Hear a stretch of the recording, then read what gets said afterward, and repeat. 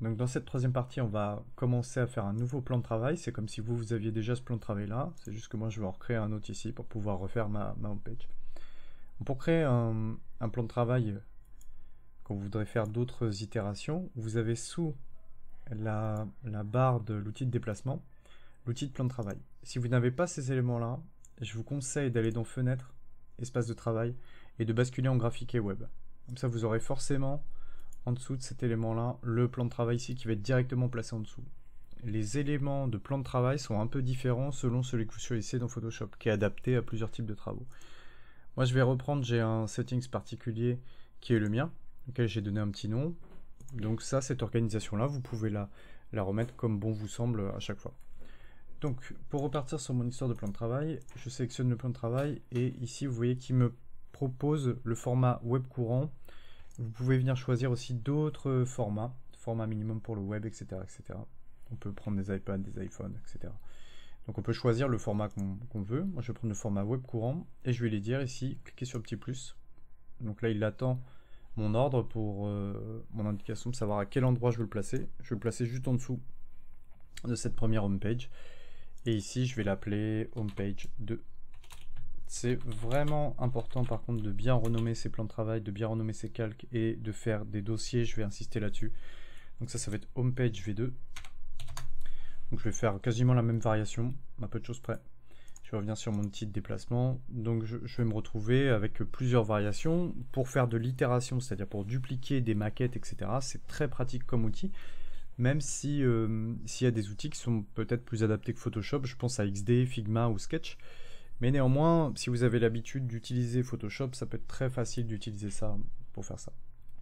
Donc, la première chose que je vais rajouter dans ma home, je vais venir la mettre juste en dessous et je vais laisser mon design system qui est en mode atome, c'est-à-dire les plus petits composants qui sont insécables de mon interface, qui sont composés des logos, des icônes, des boutons, des navigations, des styles de texte et des couleurs et des cards, c'est-à-dire des modes, des éléments dans lesquels je vais avoir déjà des micro-compositions, on va dire, comme j'ai dans ma maquette d'interface là.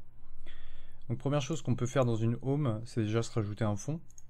Je vais utiliser une couleur unie ici et je vais venir choisir la couleur des cards que j'avais choisi. C'est la couleur 75 3 fois, dédicace à nos amis parisiens. Donc ici, maintenant je me retrouve avec une couleur qu'on pourrait appeler light gray ou quelque chose comme ça. C'est un gris assez neutre dans lequel je vais pouvoir rajouter une première card. Je vais prendre l'outil rectangle ici de Photoshop qui est un outil vectoriel. Je ne vais pas prendre une taille particulière. Néanmoins, ici, là, on va pouvoir apporter quelques changements même par la suite. Donc, ici, il a pris les derniers éléments avec lesquels j'avais joué. Vous voyez qu'ici, c'est composé de largeur, hauteur en pixels. Ici, de sa position XY sur l'axe à partir du point 0 qui est ici, en haut à gauche. Donc voilà, j'ai sa position et j'ai sa taille. Ici, j'ai ses propriétés qui sont la couleur de fond et le type de contour. Donc là, si vous cliquez dessus, vous avez plusieurs possibilités. Moi, je vais dire pas de contour. Donc, ce qu'on peut commencer à définir aussi, c'est un arrondi pour le type de pixel. Donc là, je vais lui dire que c'est pareil pour tout le monde. Et je vais commencer à glisser, je vais lui dire 10 pixels. Vous voyez qu'il m'a suivi 10 pixels pour tout le monde. Et je suis OK avec ça. C'est juste, concernant la couleur, je vais venir reprendre ici, dans les couleurs récemment utilisées, il y a plusieurs possibilités. Soit vous allez piocher dans une couleur que vous avez déjà utilisée. Si vous voulez une autre couleur, vous pouvez même recliquer à un autre endroit, venir cliquer directement dans la palette des calques sur cet élément-là et venir piocher une autre couleur qui est dans votre charte ou une autre couleur que vous avez à côté. Donc d'ailleurs je me suis trompé, ça va être la couleur ici light gray, vraiment même encore light gray V2, la version 2 que j'ai de ma light gray pour vraiment faire le fond de la carte. Ok, vous voyez que sur cette carte ici j'ai une nombre portée qui est assez particulière. Pour la créer une première fois, vous pouvez déjà aller dans la partie FX et créer une ombre portée. Ok, donc il va vous proposer une ombre portée, tout ce qu'il y a de plus simple. Ce qu'on va faire, vous pouvez venir modifier la distance, son opacité et le grossi pour voir un peu ce que ça va donner. Ok, et sa taille. Donc là, je trouve que l'opacité est vraiment trop forte. Voilà, donc on va avoir quelque chose de beaucoup plus doux. C'est juste pour mettre un peu en relief, c'est pas pour écraser quelque chose. Donc là, 7%, ça me va très très bien. En l'occurrence, celle que j'avais choisie exactement pour celle-ci, j'ai pu la placer après dans mes cards ici. Et sachez qu'une fois que vous aurez votre design system qui est créé, je pourrais procéder de la manière suivante. Regardez, je vais revenir en arrière. J'ai mon rectangle 5 avec ma card qui est créée.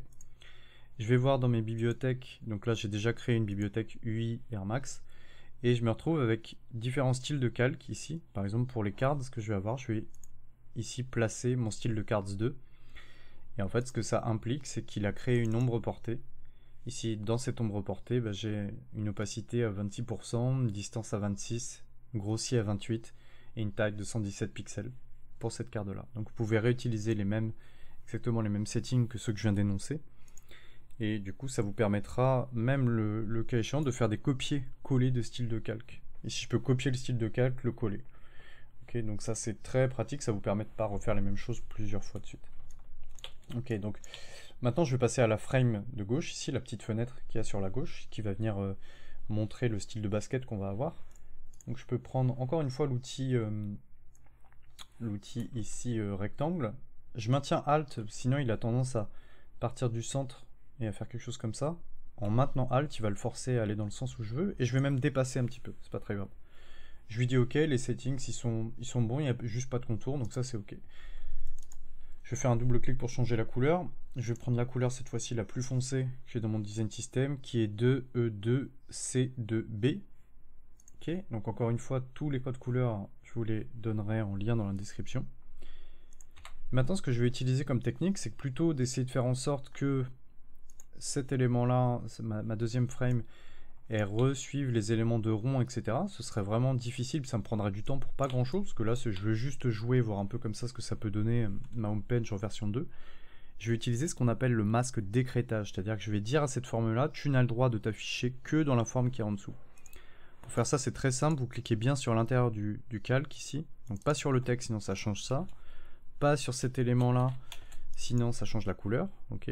C'est vraiment sur cette partie-là que je fais un clic droit, et ici, je vais venir lui dire créer un masque d'écrêtage. Ok, donc ça vient se placer, vous voyez, c'est magique, pile poil à l'intérieur en dessous. Si je déplace, vous voyez qu'il n'a pas le droit de toute façon de dépasser ici, puisqu'il doit être contenu dans cette forme-là qui s'arrête à cette limite. Ok, donc ça c'est vraiment très pratique, ça me permet puis même de commencer à me dire, tiens, si la frame est repliée, qu'est-ce que ça pourrait me donner avec un logo comme ça, etc.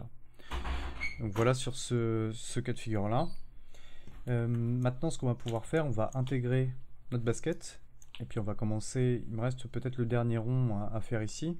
Donc on va ici venir choisir l'outil rond, l'outil ellipse.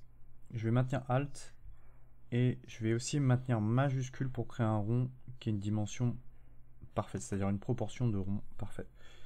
Je vais le laisser dans cette couleur-là. Ici, il a fait quelque chose d'assez étrange parce qu'en fait, je crois que ce calque-là a été sélectionné, donc je vais faire CTRL Z. Je vais désélectionner, bien désélectionner le calque en prenant la flèche et en cliquant à côté. Et je vais prendre l'outil ellipse. Hop. Ici, c'est marrant parce que j'ai l'impression qu'il va vouloir le recréer par-dessus. Non, là, ça s'est bien passé. Ok. Donc là, je peux redéplacer cet élément-là. Je vais venir changer la couleur d'une manière assez particulière cette fois-ci. Ce que je voudrais, c'est qu'il y ait un léger dégradé à l'intérieur ici. Donc il y a plusieurs manières de faire. Je peux faire quelque chose d'assez artistique, on va dire. Je peux créer un nouveau calque vierge, prendre une brush. Je vais prendre par exemple la couleur violette ici, venir peindre par-dessus, et prendre une couleur rose, venir peindre par-dessus de l'autre côté. Donc je vais peindre. Il faut que ça remplisse évidemment la partie du rond. Ce que je vais faire par la suite, c'est que je vais utiliser encore la technique du masque d'écrêtage. Clic droit, créer un masque d'écrêtage, et vous voyez que mon dégradé vient se placer à l'intérieur du rond, ici. Attention, ce qu'il faudra faire néanmoins pour tout ce qui est prototypage sur Figma ou XD, il faudra venir prendre ces deux éléments-là et les fusionner, ou en créer à minima un objet dynamique. Sinon, vous allez avoir deux éléments séparés, c'est-à-dire un cercle, et puis le dégradé par-dessus. Donc maintenant, l'intérêt, c'est que ces éléments-là, je peux venir jouer avec et regarder ce que ça pourrait donner. Je peux éventuellement aller dans Filtre, Flou gaussien, si j'étais pas sûr de mon dégradé, pour venir étaler encore un peu plus cette matière. Donc vous voyez que ça me fait quelque chose d'un peu plus diffus. Voilà, ça ressemble un peu plus à ce que j'avais fait, même si c'était un peu plus clair. Donc maintenant, je peux varier Je peux varier les éléments, je peux varier les intensités, je peux dupliquer cet élément-là, pareil, et jouer par exemple avec CTRL U pour venir regarder si sous une autre couleur ce serait pas sympa aussi dans une version jaune et vert. Donc pourquoi pas, j'ai plus d'opportunités là qui s'offrent à moi en termes de design que si j'avais choisi une couleur avec un dégradé à l'intérieur directement. Bon, ceci étant dit, je vais pouvoir enfin placer ma basket qui m'attendait de l'autre côté. Donc je viens la glisser directement dessus et je vais faire CTRL T et ici maintenir ALT pour conserver le centre de gravité. Hop, donc je me retrouve voilà avec quelque chose comme ça.